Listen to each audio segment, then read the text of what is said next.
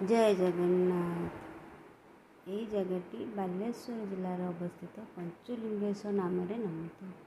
एठारे बाबा पंचलिंगेश्वर अवस्थित।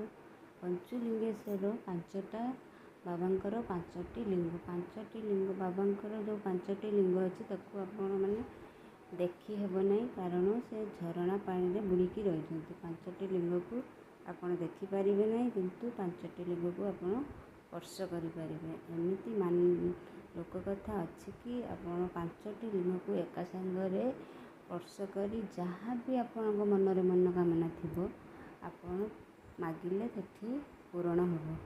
आम यहीपर भाव जाकि पांचटी लिंग को दर्शन कर स्पर्श कर बाबांकर आशीर्वाद प्राप्त करूँ।